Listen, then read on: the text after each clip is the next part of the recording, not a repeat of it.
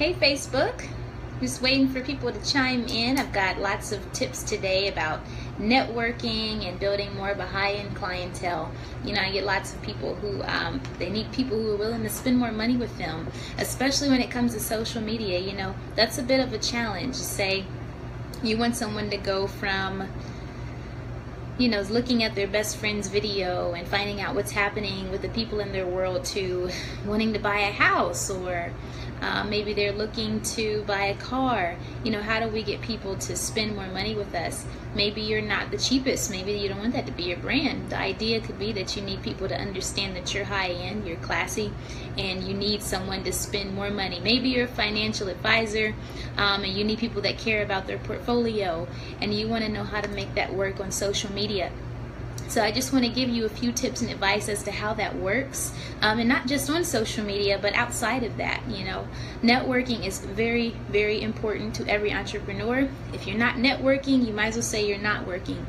You've really got to get out there and meet new people, new faces. It's a numbers game. Anyone in sales understands that numbers game and what it means. To collect as much information as possible, always having business cards handy, and even if you don't have business cards, taking business cards. I talked last time about building a database and plugging those people in, and then how do we do it on social media? How do we network with people on social media, the people that we need to make the big buying decision, right? Maybe your business is B2B, it's not B2C. So if you have a B2B business, keep in mind that all of those people, once they leave their corporate job, once they leave their office, with their big windows and different things, they're just regular people when they get home. And you have to think about, what does that person look like? What is it that they do? What are the kinds of things they're interested in? There's reasons why people join country clubs. There's reasons why they go to fundraisers, galas, events. It's because if they're spending $100 per plate or more, they're more likely to meet people who have that kind of a budget and income. That's where the big wigs spend their time. Keep in mind that it's really important to be important to people, or it's more important to honor people. There's a lot of volunteering that happens, being a part of boards, being a part of nonprofits, so you can be next to the people who make those important decisions. They do a lot of donating and giving of their time, and they understand something, that reciprocity is very, very powerful. So they want to build relationships. They do it online, they do it offline. So how do you do it on social media? You know, especially when you go on LinkedIn and it seems like everyone is the CEO of what, you know. LinkedIn isn't always the best source for just trying to find people who are professional, but you can do it with your Facebook ads. You can do it, you can accomplish it there. Last time I talked to you a lot about being frequent, being a trusted source, being an advisor, sending out newsletters, making sure that you're posting on a daily basis, making sure that you're not just posting and writing new blogs, new content and information, being a source of information for your industry, but you also want to make sure that you're being social. You know, it's good to go in and be a part of some of these discussions that people are having. Keep in mind, it's social media, so it's not just about what you post, it's also about who you talk to and who do you spend your time networking with. So join groups. LinkedIn is great for that. They've got lots of groups, and network within those groups. Most importantly than posting on your page is posting in those groups on a consistent basis. So that really helps out quite a bit with being a face, a person that is always a source of information, a trusted source of information. And look at some of these groups, you know, like for example, maybe you are a realtor. You can join groups for home builders. You can join groups for contractors and be a part of those communities. Make sure that you're commenting. Like, look at some of the most important books in your industry. For those of you who might be in the finance world, you know, look at some books that Donald Trump has written, books that Robert Kiyosaki has written, books that Warren Buffett has written. And go and take a look at those social media communities of people who are commenting on those books, and engage and interact with those people. Follow them, request them as friends, send them messages, ask them to follow you. That's how you build a following of people who are qualified to buy from you. And as long as you're posting and you're being consistent with putting that information out there and contributing, then you're more likely to have them make a buying decision to want to work with you, because you're in their their memory, you're in their face, you're on their phone, they trust what you have to say, they like your point of view. Keep in mind, social media is all about building relationships and gaining trust. So also make sure that you're in the habit of asking people for reviews, especially once they've done business with you. Ask them to go on your Facebook page, your Google Plus page, and leave a review about their experience with you, especially if they're complimenting you. So that's a really important practice to have, because facts tell, but stories sell, my friend. So I want you to keep that in mind. All these sorts of things really help your reputation. I'm speaking this Thursday about reputation management. So hopefully you're a part of that workshop and you signed up, because we're already sold out. But that's one thing that is huge on social media. And it is even bigger when it comes to search engines, and who gets boosted in search engine rankings is depending on what their reviews are like online. So if you want to know one way to get to page 1 on Google, really invest time, money, and effort into your reputation online. We have the Better Business Bureau, we have Yelp, we have all these different places where people are going in and telling their stories and their experiences about the businesses that they have worked with and given their money to, and you really want to be a part of that. So I'll talk more about that on Thursday. Maybe I'll give those tips away later. If you're a part of that workshop, I will see you then. But I just want you to keep in mind that on social media, it's very, very important that people trust you, because you're just a face and a picture, a profile. Your business is just a page. You could be anyone or anything. So if you're putting that time and effort into being a source of information, you're putting the time of effort into showing people that you do have expertise, that you do have a point of view, you do have something to say and contribute, people are much more likely to work with you. And then every once in a while, you just have to ask for the sale, instead of being that person that's always contributing facts. At least once or twice a week, ask for the sale. Just be direct and let people know whatever it is that you want.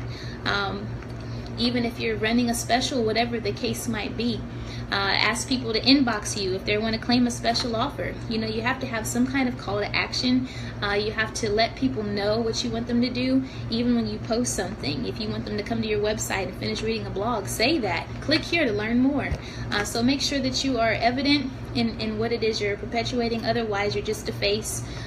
Make sure that you are engaging in communities where people who you need to buy from you are a part of. That's how you get to that point where you are dealing with people who are willing to spend big money on someone that they only met on Facebook or LinkedIn or whatever the case might be.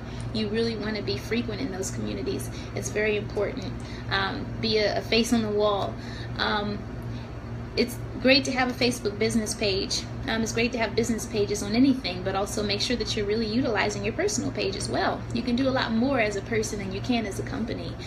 People trust people more than they trust companies, and they buy from people. So keep that in mind. Be a person, network, tell people who you are, what you're doing, contribute, find out who you can donate and volunteer your time to, especially if it's a company you want to use their business later.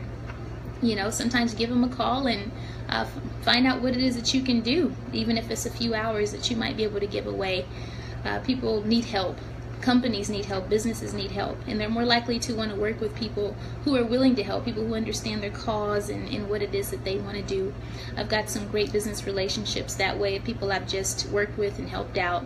So I just wanted to give you a few tips today on networking. If you have high ticket items, you need someone to spend quite a bit of money. It's a lot easier for a lot of these Facebook ads to go out there where they want you to spend 20 bucks or less, or even 100 bucks or less. But for those of us who have real estate, law firms, marketing agencies, all those things, it costs a little bit more money and it takes a lot more time, and you have to be willing to either invest the time or invest the money. And even if you hire someone to do it for you, you still have to work with that person and keep them informed as to what's important in your business, what's happening. You've got to keep them in touch, in the loop, letting them know what's special about your company, what's happening this week, what are our initiatives, because that person is the voice of your brand, and that's what they're doing. They're going out and they're representing you. So make sure that you keep your marketing team connected to you and your efforts internally, so that way they can know what's happening. You at least want to do a conference call with them once a month, maybe even twice a month. So I just want to let you know that there can be a lot of disconnect, and that can be really unhealthy for your marketing efforts and campaigns. So make sure you're working together. Even if you hire someone, it's still a collaboration. It's a partnership, that someone is partnering to maintain and manage your brand. So keep that in mind. So if you ever start to see, a decline or a drop in your reports for your marketing efforts. Ask yourself, hey, what am I doing to keep this person connected? Are they losing excitement? Are they not seeing, what the effort is? Of course it's their job, but everyone loses momentum sometime when they're out of the loop and they don't know what's going on. So even if you're sending an email to everyone in the company, put your marketing team on that email, no matter what it is, so that way they can find out and stay up to date of what's happening if you don't have time to meet with them all the time. They need to know what you care about, when you care about it, what the company's doing about it, what the new direction is, where you're going, what the goals are. If your marketing team is not connected with your goals and not constantly reminded of what those goals are, then it's very hard for them to really write the compelling copy and campaigns that need to happen and able to network on your behalf.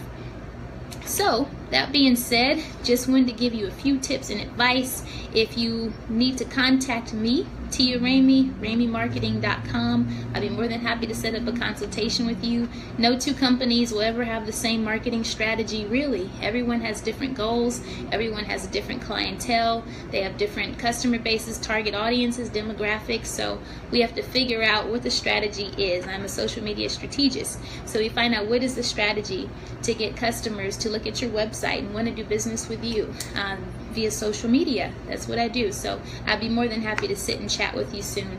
But anyhow, have a great day, everybody. It's so beautiful and warm outside, so I hope you're enjoying it, and I will talk to you soon.